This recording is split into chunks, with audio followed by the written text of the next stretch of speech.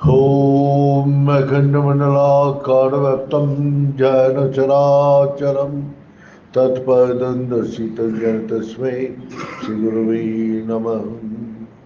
गुरुर्ब्रह्मा गुरुविष्णु गुरुदेव महेश्वर गुरुं साक्षात् परं ब्रह्म तस्मै श्रीगुरवे नमः।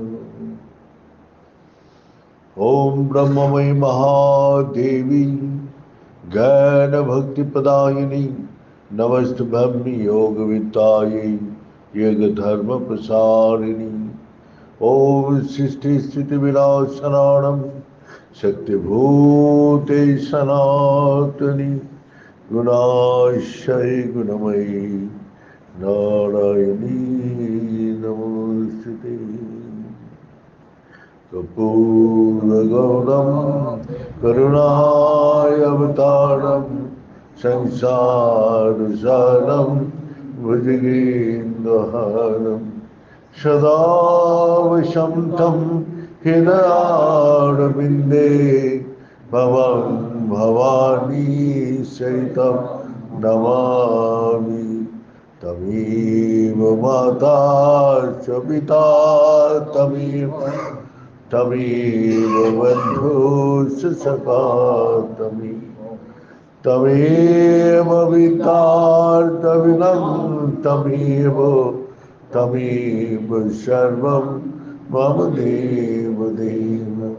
ॐ पूर्णमदः पूर्णमिदं पूर्णात् पूर्णमुदच्यते पूर्णस्य पूर्णमादाय पूर्णमेवावशिष्यते। ओम शांति शांति शांति। नारायण हरि ओम नारायण हरि ओम शिव शिव ओम हर हर ओम शिव शिव ओम हर हर ओम नारायण हरि ओम नारायण हरि ओम। परमात्मा अंतर्यामी परमात्मा अंतर्यामी परमात्मा अंतर्यामी परमात्मा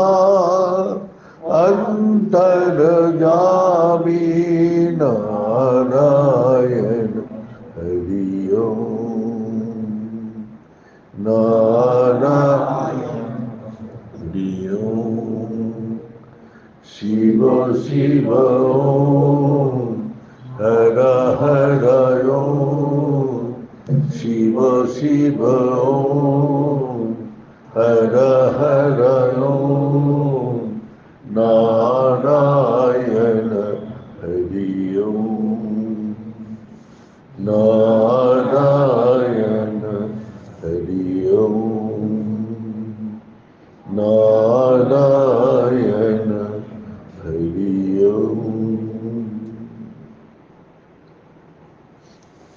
वासुदेव सर्वमिति स महात्मा सुदुर्लभा।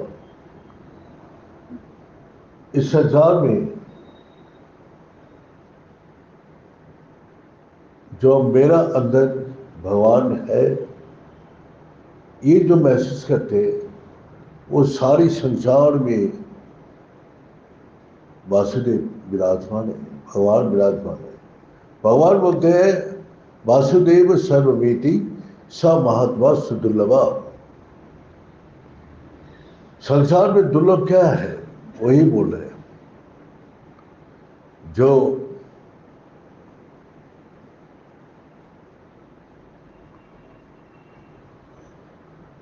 जो इस संसार में यही ज्ञान है जो मेरा अंदर जो है वही सर्वत्र है। तो भगवान बोलते हैं मैं, मेरा भी सारा जगत और सारी जगत में मैं। तो गुरुजी का मैंने एक दिन बोला था कि गुरुजी हरिद्वार ऋषिकेश कभी देखा नहीं। तो गुरुजी बोला क्या देखना है, सब कुछ अंदर है। बोलते हैं, सुना है, पढ़ा है, जो है ये विश्व ब्रह्मांड है, वो है ये देव का भंड है। देव का अंदर ही सब कुछ है, लेकिन आदमी का विश्वास ही नहीं। आदमी का विश्वास ही सबसे बड़ा वही ताकत पैदा करती है। तो अंदर जाएगा तभी तो अनुभव कर पाएगा जहां हमारा अंदर क्या है। और वहां भी जब जाएगा तो मन बुद्धि इंद्रिया उसको छोड़ना पड़ेगा। ये सारी देहो मन बुद्धि सारी संसार सब कुछ ईश्वर में है, और ईश्वर वहां विराजमान है मेरा अंदर। तो बाहर का दुनिया जब छोड़ दिया तो अंदर का वो अंदर प्रवेश करेगा। तो हमने बोला ये ईरा पिंगला भाई शिशम न सरस्वती जो ज्ञान है, सारी ब्रह्मांड का ज्ञान, सारी शक्ति, सारी रूप ऐश्वर्य सब कुछ है। लेकिन वहां प्रवेश द्वार इतना सूक्ष्म है जो वहां से मन बुद्धि इंद्रिया का प्रवेश नहीं हो सकती। इस संसार का कोई चीज वहां प्रवेश नहीं हो सकती, सिर्फ एकमात्र स्थिर प्राण भाग।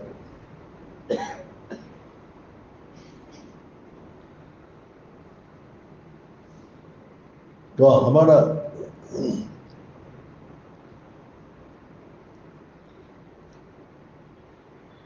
जो अंदर प्रवेश करने के लिए भगवान सारी सिस्टम रख दिया, सारी सिस्टम करके रख दिया। और वो सिस्टम जो खुद चलाने जाए तो नहीं चलेगा। हम साधना करें, हाँ हम बैठ सकते हैं, लेकिन सब कुछ छोड़ के बैठना। हम बैठ गया, सब कुछ छोड़ दिया। तो वही भगवान बुद्ध इस पहाड़ से उस पहाड़ जा रहे।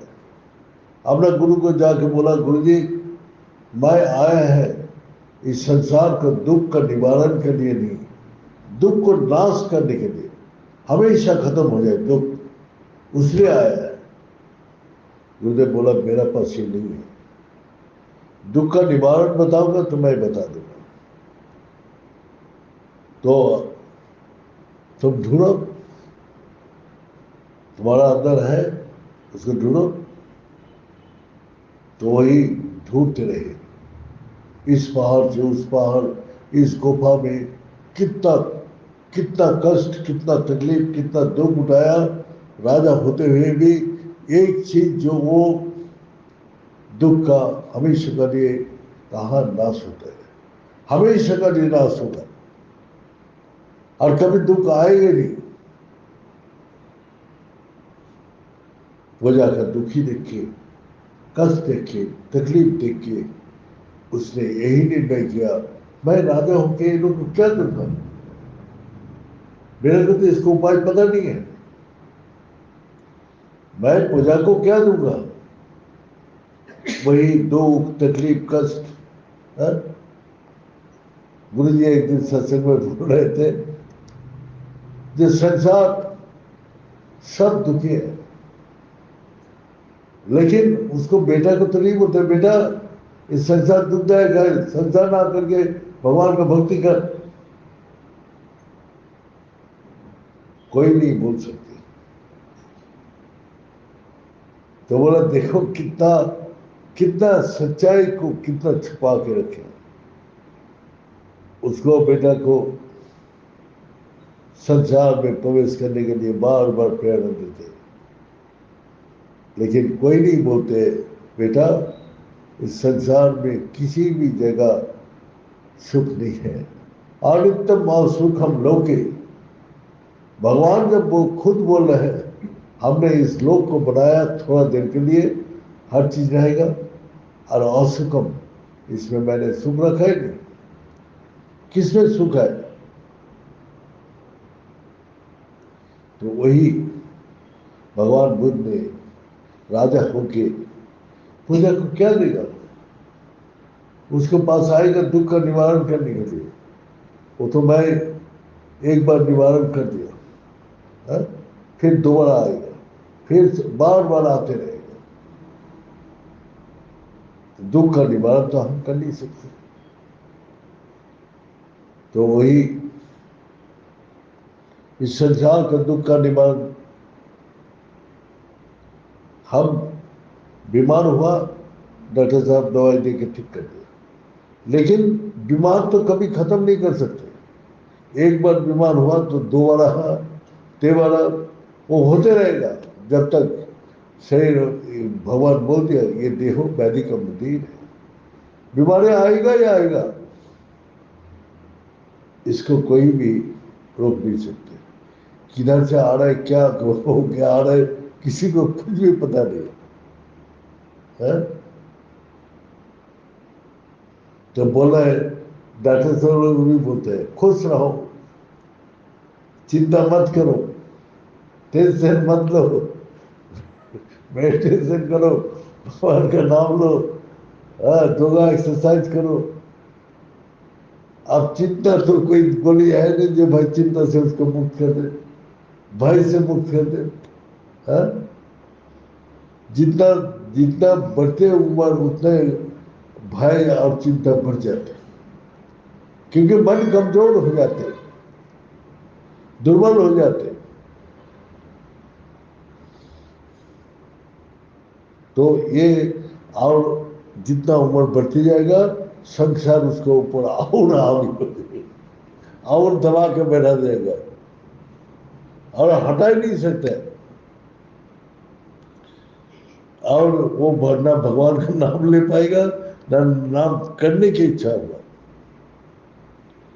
इसलिए भगवान बोलते नित्य उपास है, हर रोज तुम उसका उपासना करो, नहीं तो तुम कहां से कहां उड़ के चला जाओगे कुछ भी पता नहीं है।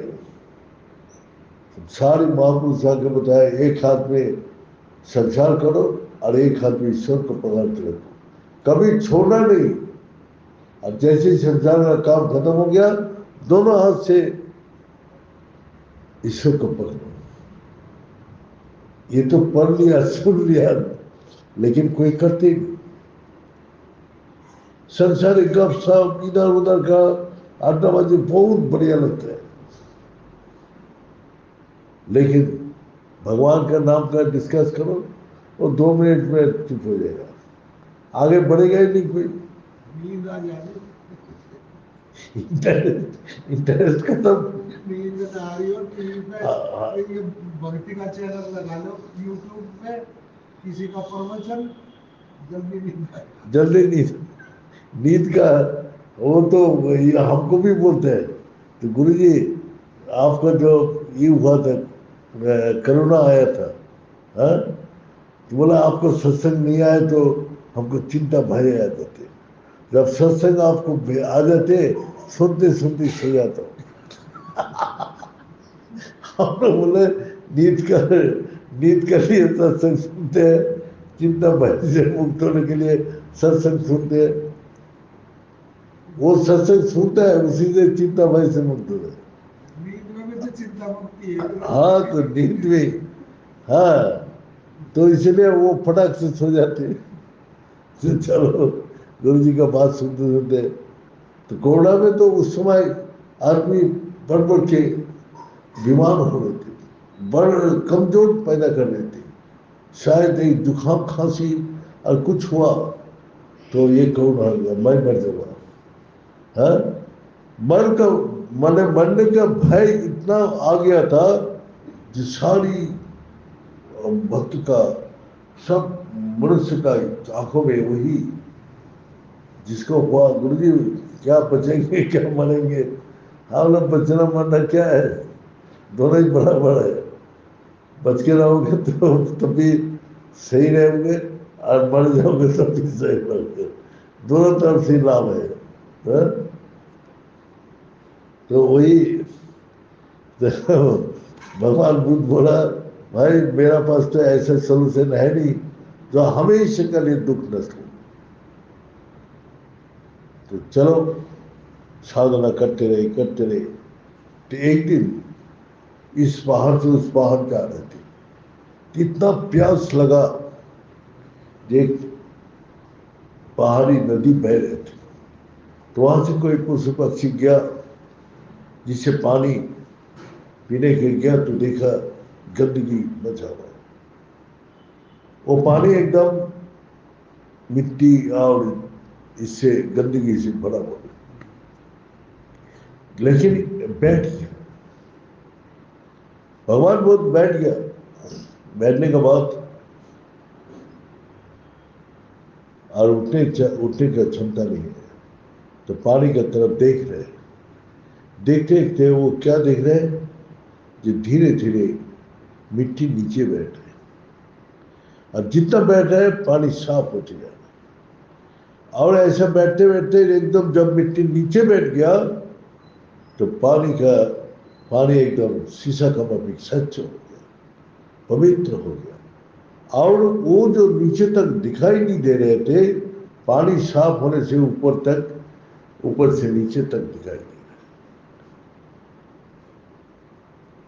तो भगवान बुद्ध सोचा, अरे मैं तो पागल हूं, इधर उधर भटक रहा हूं, उस ज्ञान के लिए, उस शक्ति के लिए उसको अंदर ढूंढ रहा हूं, लेकिन अंदर तो हमारा विचारों से, भ्रम से, मोह से, हमारा मन का अंदर हजारों विकार से भरा हुआ है। ये विकार जब तक शांत नहीं होगा, तब तक अंदर हम देख नहीं सकते। और पानी का अंदर जो नीचे क्या है, तब उसको सारी दिखाई दे रही है। तो मन के विकारों को जब तक हम खत्म नहीं करेंगे, मन को विचार, एक तो बुद्धिमान लोग विचार से, युक्ति से भगवान को जानना चाहते हैं, सब विचार से ऊपर उठना पड़ेगा, सब विचार को समाप्त करना पड़ेगा। जो हम विचार से उसको वहां तक पहुंच नहीं सकते, मन बुद्धि इंद्रिया कोई भी वहां प्रवेश नहीं कर सकते। तो बस अपना शांत होकर बैठो। तो शांत होकर बैठने से क्या हुआ, जैसे जैसे मन का विकार शांत होते गया, तो देखा एक बहुत तेज लाइट, करोड़ों सूरज का मापी, और वो सूरज का लाइट क्या दिखाई दे रहा है, करोड़ों सूरज में ये सारी ब्रह्मांड का, सारे ब्रह्मांड उस लाइट में प्रकाशित है। कोई अंधेरा नहीं है, सब दिखाई दे रहे, सब सुनाई दे रहे। तो मनुष्य उस लाइट में जब जाती है, तो उसको अच्छा बुरा सब कर्म चल के राख हो जाती है, और निर्मल शुद्ध पवित्र हो जाती है, और उस लाइट में वो समा जाती है। तो वो लाइट कभी भी अंधेरा उसके सामने आ ही नहीं सकती। सूरज के सामने कभी अंधेरा नहीं आ सकती। दुख कष्ट अशांति सब अंधकार से पैदा होता है, और लाइट उसे सब का दुख का नाश है, उसमें आनंद है, निरंतर अधूर नैव सुखम शांति, हमेशा के लिए सुख शांति को प्राप्त करेगा। और बंधन मुक्त भविष्य की, न बंधन है न मुक्ति होने की जरूरत है, तो सदा मुक्त है। उसको कोई भी बंधन में नहीं बांध सकते। वो इतना विशाल है। यही भगवान कृष्ण लीला में दिखाए जसोदा माई को। उसने जितना भी बांधने का कोशिश किया, कभी बांध नहीं पाया। लेकिन जब भगवान चाहते हैं तो खुद बन जाते। तो मैं चाहने से नहीं होगा। मैं अपना इच्छा को त्याग देता हूं, तो वही जसोदा माँ जब इच्छा को त्याग किया, तब भगवान खुद ही उसको बंधन में आ गए। हाँ? तो इच्छा नाश करना ही सब शक्ति का प्राप्ति है। लेकिन हम इच्छा को नाश कर ही नहीं सकते। इस संसार में इच्छा को पैदा करते, निरंतर इच्छा को पैदा करते, और उसका अवलंबन क्या है? मन, बुद्धि, इंद्रियां। उसी इच्छा को लेके अंदर घूमते रहते। तो यही, और इच्छा ही उसको से पैदा होते है दुख, कष्ट, अशांति। जब इच्छा पूरी नहीं होता है तो कष्ट होता है, दुख होता है, अशांति होती है। तो इस कारण से हमारा इच्छा को त्याग करने से सबसे ज्यादा ताकत मिलता है। तो कैसे गुरुजी हम लोग को बोला, देखो भगवान के पास जो इच्छा शून्य होके जाओ, मांगो मत, क्योंकि वो तो अंतर्यामी है, वो तो सब जानते हैं। उसको पास जाओ। तो एक कहानी बताया गुरुजी ने। कैसे? बोले एक अंधा, वो भिक्षा मांग रहे थे। तो उसने बोला, भाई ये मंदिर सब जा रहे पहाड़ का ऊपर, मेरा को कोई ले जा सकते हैं? ले जाने के लिए कोई उपाय बताए। तो एक रस्सी मंदिर से नीचे तक था। तो एक आदमी आके बोला, भाई तू तो अंधा है, तो एक काम कर, ये रस्सी पकड़ के उठते रहना, ये योग सूत्र है, भगवान के पास पहुंच देगा। अब उसे आगे जाते हुए चिल्ला रहे कोई, अरे भोजन तैयार है, मुक्त भोजन, मुक्त भोजन। हाँ, उसे जब भूख तो लगा है, तो उसने एक हाथ में लिया तो थोड़ा ही से मिला। अब ये रस्सी छोड़ के वो दो हाथ, दो हाथ जैसे लिया, रस्सी छूट गया। तो हम लोग का लालच, हम लोग का मन में जो लालच बैठा है, वो एक हाथ से नहीं हो रहा है, दोनों हाथ से चाहिए। रस्सी छूट गया, फिर रोने लगा। फिर उसने, एक सज्जन ने आके पकड़ दिया, भाई ये छोड़ना नहीं। फिर आगे चलते चलते वो देख रहे, भाई यहाँ धन दौलत बांटते हैं, जितना हो अपना दोनों हाथ से उठा लो। उसने अब फिर धन का लालच में अपना एक हाथ से तो थोड़ा ही आएगा, दोनों हाथ से धन उठाने गया, तो अब फिर रस्सी छूट गई। फिर रोने लगा। धन मिलने के बाद भी रोना बंद नहीं हुआ, अपना लालच पूरी होने के बाद भी दुख बंद नहीं हुआ। फिर आगे चला। आगे चलते हुए उसने बोला, भाई यहाँ सर्दी का कपड़ा दे रहे, हाँ, तो जितना है उठा के ले जाओ, जितना जिसकी जरूरत है। उसने एक हाथ से तो लिया, एक हाथ रस्सी पकड़ के रखे। तो उसमें वो सोचता है दोनों हाथ से लेता हूं तो ज्यादा आएगा।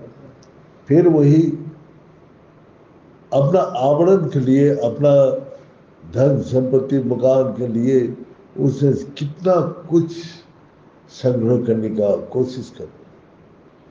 फिर रस्सी छूटा तो फिर उसको आगे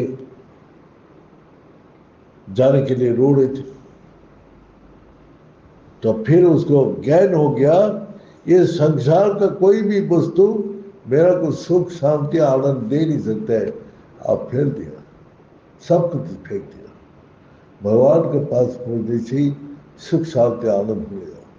फिर इसी प्रकार के चलने लगा और भगवान का नाम जोर जोर से करने लगा। तो एक आदमी बोला, भाई इसका बीच में क्या हुआ? वो ज्ञान हो गया। वो जो ज्ञान हुआ, जो लालच भी हमारा दुख को नाश नहीं करते। कितना भी धन कमा लो तब भी दुख नाश नहीं करते, कितना भी चीज संग्रह कर लो तब भी दुख नाश होता है। तो नाश करने वाला तो सामने मंदिर में बैठे। तो वही एक आदमी बोला, भाई तू अंधा है, भगवान को कैसे देखेगा? तो उसने कितना सुंदर उत्तर दिया। ये सब त्याग करने का बाद इच्छा को जब छोड़ दिया तो उसने बोला, भाई मैं देखने से, भगवान को देखने से कोई लाभ नहीं है। भगवान अगर मेरा को देखता है तो मेरा फायदा है। भगवान अगर मेरा को देखता है तो मैं तो आंख नहीं है, ये भगवान मेरा को देखेगा तो मेरा फायदा ही फायदा है। तो इसी प्रकार जो मैं को खत्म कर दिया, जब भगवान में समर्पित हो गया तो भगवान उसको आग भी फिर वापस दिया, सब कुछ वापस मिल गया और सुंदर वही ज्ञान लेके निरंतर आनंद में जिंदगी बिता दो। तो वही है जो हमारा दुख तकलीफ कष्ट मिटाने के लिए हम लोग भगवान के रास्ते जाते हैं। लेकिन इच्छा को समाप्त करके जाओ, कुछ मांगो मत। हाँ, तो गुरु जी बोलते हैं यार गैप होता है। यार गैप में क्या होते? वायु शून्य हो जाते। तो बोलते वायु शून्य होने के साथ ही साथ चारों तरफ से वायु इतना तेज आते हैं जो वो जाएगा पूर्ण कर देते। तो जिसके हृदय में कोई इच्छा नहीं है, भगवान उसको इच्छा के लिए पूरी करने के लिए उतना ही तेज आते हैं और सारी इच्छा को पूरी कर देते हैं। तो इसलिए हम लोग को भगवान बुद्ध बोला, इच्छा को नाश करना ही सारी दुखों का नाश। सारे दुखों का नाश इच्छा से ही पैदा होता है। और क्या है? वही प्रकाश क्या है? ज्योति स्वरूप क्या है? वही आत्मा है, वही परमात्मा है। मैं क्षुद्र हूं और वो विशाल रूप धारण किया। तो क्षुद्र ज्योति जब विशाल में प्रवेश हो जाते तो वो भी विशाल आकृति धारण कर लेते। और क्या है उसमें?